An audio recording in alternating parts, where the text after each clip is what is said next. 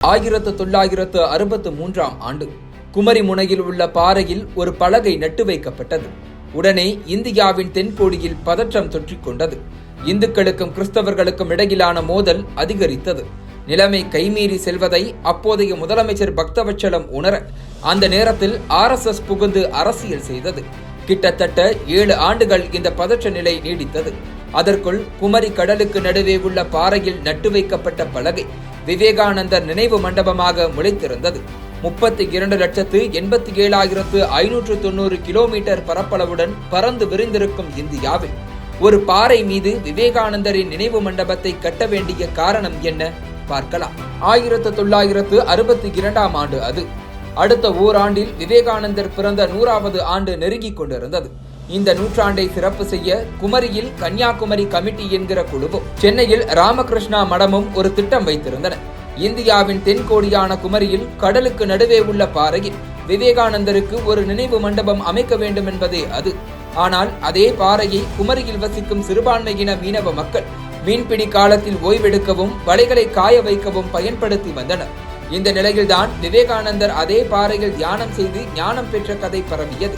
1892இல் 3 நாட்கள் அந்த பாறையின் மீது விவேகானந்தர் தியானம் செய்ததாக கூறப்பட்டது.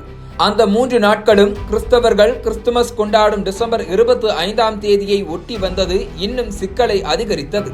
பாறை கைவிட்டு போய்விடுமோ என்கிற அச்சத்தில் உறைந்திருந்தனர் கிறிஸ்தவ மக்கள். திடீரென ஒரு நாள் அந்த பாறை மீது சிலுவை ஒன்று நட்டு வைக்கப்பட்டது. விவேகானந்தருக்கு கவுண்டர் கொடுக்க அதே பாறையில் புனித சேவியர் தியானம் செய்ததாக கூறினர் மீனவ சமூக கிறிஸ்தவர்கள். உடனே களத்தில் இறங்கிய வருவாய்த்துறையினர் கிறிஸ்தவர்கள் சொல்வது உண்மையல்ல என கூறி சிலுவையை அகற்றினர்.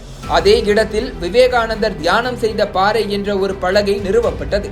விவேகானந்தர் நினைவு மண்டபத்துக்கு கிறிஸ்தவர்கள் மத்தியில் எதிர்ப்பு இருந்ததால் ஒப்புதல் அளிக்க காலம் தாழ்த்தி வந்தார் முதலமைச்சர் பக்தவச்சலம். இதனால் இந்த விவகாரம் RSSின் கைகளுக்கு போனது. அப்போது அந்த அமைப்பின் பொதுச் செயலாளராக இருந்த ஏக்நாத் ரானடே நேரடியாக களமிறங்கினார். விவேகானந்தர் நினைவு மண்டபத்துக்கு எதிராக இருப்பவர்கள் யார் யார் என லிஸ்ட் எடுத்தார். தமிழ்நாட்டு முதலமைச்சர் பக்தவச்சலம், அப்போதைய மத்திய கலாச்சாரத்துறை அமைச்சர் ஹுமாயூன் கபீர் ஆகியோரின் பெயர்கள் டாப்பில் இருந்தன. உடனே செயலில் இறங்கிய ஏக்நாத் ரானடே மக்களை சமாளிக்க தமிழ்நாடு முழுவதும் சிறியதும் பெரியதுமாக கூட்டங்களுக்கு ஏற்பாடு செய்தார். இந்த கூட்டங்களில் விவேகானந்தர் குமரி பாறையில் தியானம் செய்த கதை தொடர்ந்து மக்களுக்கு சொல்லப்பட்டது. அவரின் இந்து தேசிய கருத்துக்களும் பரப்பப்பட்டன. அடுத்தது மேற்கு வங்கத்தைச் சேர்ந்த ஹுமாயூன் கபீர் தனது சொந்த மாநிலத்தைச் சேர்ந்த விவேகானந்தருக்கு நினைவு மண்டபம் அமைக்க குறுக்கே நிற்பதாக பேட்டி கொடுத்தார் ரானடே. இதனால் ஹுமாயூன் கபீர் பின்வாங்கினார். அடுத்ததாக பக்தவச்சலம், அவரை சரி கட்டுவது எப்படி என லால் பகதூர் சாஸ்திரியிடம் ஆலோசனை கேட்கப்பட்டது. அவரோ நேரு சொன்னால் பக்தவச்சலம் தட்டமாட்டார் என ஐடியா கொடுத்தார். ஆனால் நேருவை எப்படி சம்மதிக்க வைப்பது? இந்த நேரத்தில்தான் அந்த ஐடியா பிறந்தது. நாட்டின் முக்கிய தலைவருக்கு நினைவு மண்டபம் கட்ட 323 நாடாளுமன்ற உறுப்பினர்களிடம் கையெழுத்து பெற்று நேருவிடம் அளிக்கப்பட்டது. நேருவும் ஒப்புதல் அளித்தார். இதனால் பக்தவச்சலத்தால் நேருவின் உத்தரவை தட்ட முடியவில்லை. ஆனால் RSS விரும்பியபடி பிரம்மாண்டமாக அல்லாமல் சிறியதாக ஒரு நினைவு சின்னம் அமைக்க மட்டும் பக்தவச்சலம் ஒப்புதல் கொடுத்தார். ஆனால் பிரம்மாண்டமாக ஒரு பிளானை தயார் செய்த RSS மற்றும் ராமகிருஷ்ணா மடம் சங்கராச்சாரியார் மூலம் அதனை பக்தவச்சலத்திற்கு அனுப்பியதாகவும் சங்கராச்சாரி மீது பக்தி கொண்ட பக்தவச்சலம் அதற்கு ஒப்புதல் அளித்ததாகவும் கூறப்படுகிறது. இதன் பின்னர் விவேகானந்தர் பாறையில் கட்டுமான பணிகள் தொடங்கப்பட்டன. மத மோதல்கள் ஏதும் நடந்து விடாமல் இருக்க நினைவு மண்டப குழு ஒன்றும் அமைக்கப்பட்டது. தியான மண்டபம், சபா மண்டபம், கர்ப்பகிரகம், உள்பிரகாரம், வெளிப்பிரகாரம் என ஒரு பிரம்மாண்ட கட்டுமானம் 6 ஆண்டுகளில் முடிக்கப்பட்டு 1970ஆம் ஆண்டு அப்போதைய குடியரசுத் தலைவர் V.V. கிரியால் திறந்து வைக்கப்பட்டது.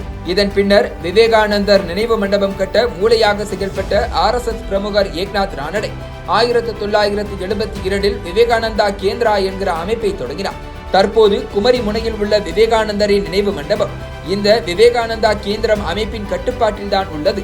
2024 மக்களவைத் தேர்தல் பிரச்சாரத்துக்காக நாடு முழுவதும் சுற்றி சுழன்றிருக்கும் பிரதமர் மோடி ஜூன் 1ஆம் தேதி அன்று விவேகானந்தர் நினைவு மண்டபத்தில் தியானம் செய்ய உள்ளார்.